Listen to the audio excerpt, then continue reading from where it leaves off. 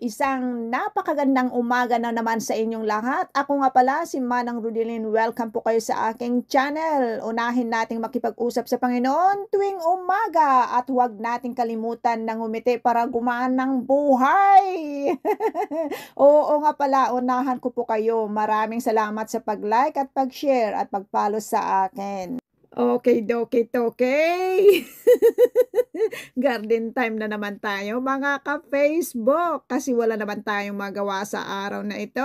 At dahil hindi pa malinis ang ilang parte ng aking garden para makapagtanim ng mas marami pang petchay, ay aking lininis talaga, tinanggal ang mga tira-tirang damo at naggabyon na rin ako para lumambot ang lupa. Kung gusto mong magkaroon ng malusog na petchay o kaya ay malusog na garden, kailangan nating tanggalin natin ang mga tinik, mga damo, mga bato sa garden. At ganyan din sana ang puso natin sa Panginoong Hesus. Willing po tayo na tanggalin ang mga masasamang pag-uugali at mahahapdi na pagsasalita o pananalita sa mga ibang tao. Willing tayong isurrender ang mga bagay na nakakahadlang sa ating relasyon sa Panginoong Diyos. Alam mo kung bakit natiltel?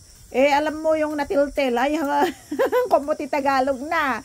Natiltel ang mga pananampalataya ng ibang tao dahil ayaw nilang magbago.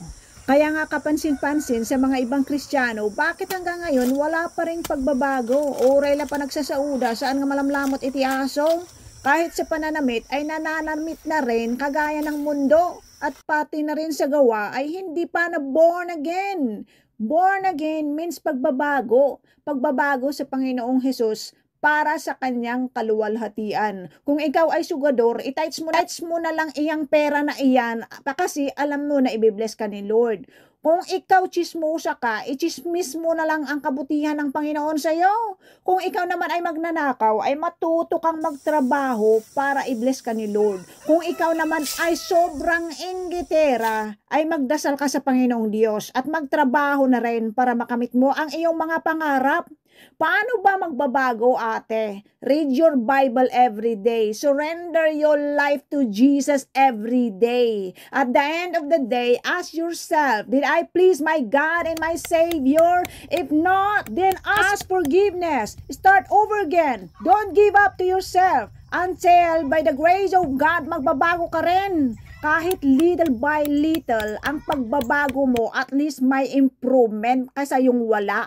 At hito nga tayo sa bahay ng manok para manguha ng chicken manure. Chicken manure ay tain ng mga manok. Natural na fertilizer at libre pa. Ay grabe po, mahal ang fertilizer dito sa Amerika. Pataas ng pataas ang mga bilihin, kaya tipid muna si Manang Rudelin. Ang tunay na farmer ay hindi nandidire sa mga chicken manure. Ay nako, no nagadote artistam nga aggarden. Oray la agigan iti gabyon, san mo nga kaya? Ay wan, hanggang nga makasurvive iti panaggarden. Ay nako, wag po kayong ma-open, joke lang po iyan. Pwede po kayo kasi walang bagay na hindi pwedeng matutunan. O diba?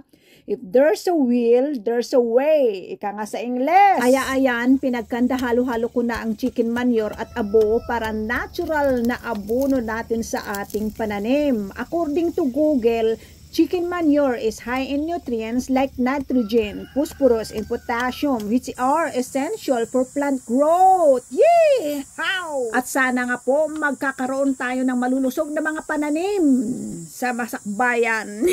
Paborito ko po ang petchay simula nung bata pa ako. Kaya ito ang itatanim natin sa plot na ito.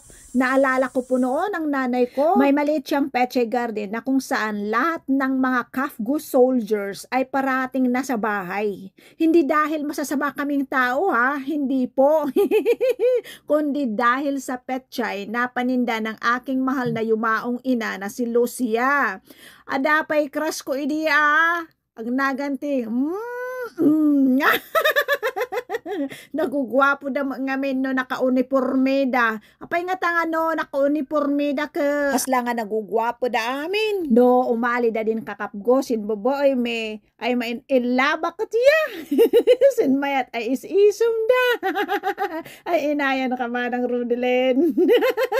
Iso nga da kayo ay babaros babalasang ay nabaakan. Di sa ay tip ko da kayo say makaasawa kayo. Adi yun iim-imot san isum yo. Tan kananda nga rod babaros yo babalasang. Your smile is like a magnet to attract others. Oh, diba? Ay may nga rod. Gusto nga rod din istorya ko. Tandoy man utot ako man si Dinner. Thank you for supporting Living My Life with the Foolish channel by liking, sharing, commenting my videos and reels. Okay, see you again next time. Bye-bye!